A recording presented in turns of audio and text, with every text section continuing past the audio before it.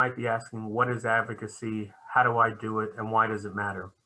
Advocacy is critically important to the success of our work here in Washington, D.C. and across the country. As somebody who works here in Washington, I've discussed that there are 435 members of the House, 100 members of the Senate. I could go into each and every one of those offices and tell them about the importance of our priorities, the need of the IC community for them to support key priorities and to ask for their support. Many of them would be very gracious to me and hear me out and listen to me. But the one question that I would guarantee that every office would ask me is there somebody in my district or my state who is affected by this? What is the impact of this back home for my constituents? Advocacy is important because it allows there to be a voice for the community that is able to influence members of Congress. An advocate is somebody who is passionate, someone who sees a need and seeks to fill that need. They're somebody who uses their voice, whether it be as a patient or a caregiver or a family member, to share their story, what their journey has been, what setbacks have they faced, what obstacles, what do they want members of Congress to really understand about interstitial cystitis and why it's important that members of Congress support our priorities. Advocacy starts at a very local level. We want to make sure that everybody is able to engage with their members of Congress locally and really, again, bring home the point of why their support is critical because of the benefit that it would be for the community. When you advocate with Congress, you are educating them, you are raising awareness with them. Not a lot of people on the Hill may necessarily know what interstitial cystitis is or understand the different complexities of it. Some may have heard of it before, but have a very basic understanding of it. By sharing your story and advocating, you are increasing their understanding. You are increasing the number of key decision makers who understand IC, which leads to more support for our key priorities. Now, how do you do this? Telling your personal story is, again, one of the biggest roles of an advocate. You never have to worry about what our policy specific priorities are. That's the work that the ICA and I do here on behalf of our community. What's most important is hearing from you about what your personal story is. Being an advocate for IC means that I'm taking action to try and help improve the lives of those like me who live with this disease on a daily basis. The role of an advocate is really to get the story out, to get the story told.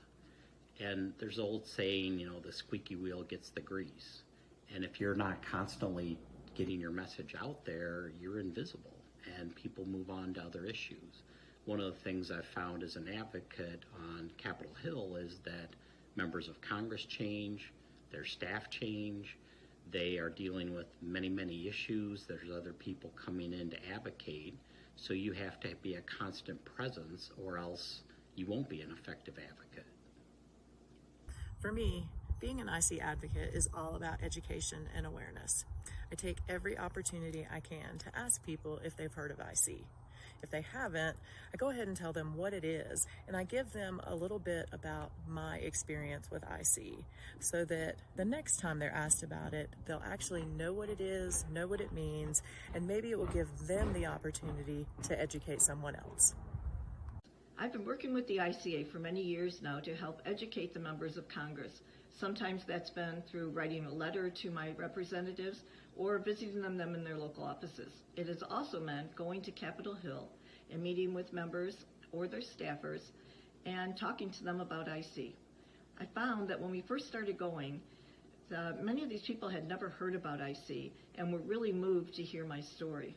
They listened, and I felt that they had really cared about what we were talking about. And it would turn out that when I would go back in future years, if I met with the same member or staffer, they would remember me, but more importantly, they remembered what IC was and why we advocate so diligently on behalf of IC patients. I would say generally, as we've educated members of Congress or their staffers about IC, most times they've never heard of IC.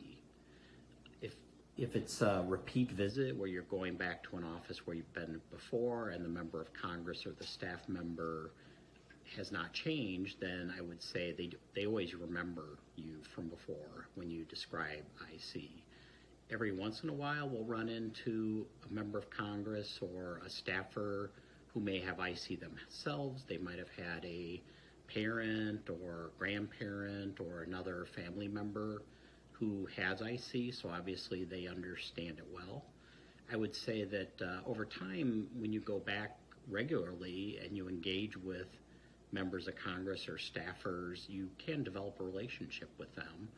I think it's always important, though, to try to make it easy for them to remember you, to remind them that, hey, we were in last year talking about IC and what IC is about. So they're very busy people. I think it's really important to try to get your message across quickly and develop that relationship. One of the most rewarding things I've done since being diagnosed with IC was to become a patient advocate. It made me realize how important it is for us as patients to speak out and raise awareness about this disease. I'll always remember at the end of the very first day, the very first time that I had gone to Capitol Hill to speak with members of Congress, how empowered I felt at the end of the day. I finally felt like I was bigger than this disease, and that by telling my story, I was helping myself and other patients who have IC. I would encourage every one of you to become an advocate. As I do advocacy work on the Hill, I find that I have kind of two emotions about it. One is that it's very empowering, and at the same time, it's very humbling. It's empowering in that IC is something that happens to people. It's a disease that they have very little control over. So it's empowering to go talk to our elected officials, to try to change policy, to get money for research, to get money for awareness, and you feel like you're doing something very actively. It's very humbling because there's millions of people with IC. We know there is, and there's only a few of us advocating, so it's humbling to feel like you're trying to represent the impact IC has on millions of people out there. Part of advocacy that's really important to me is speaking with my own patients and hearing them and taking their concerns to our legislators. What are the specific needs of my patients?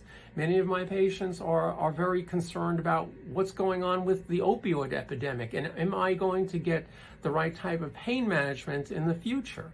So all sorts of different topics can be discussed and should be discussed during these times, during these encounters with our legislators.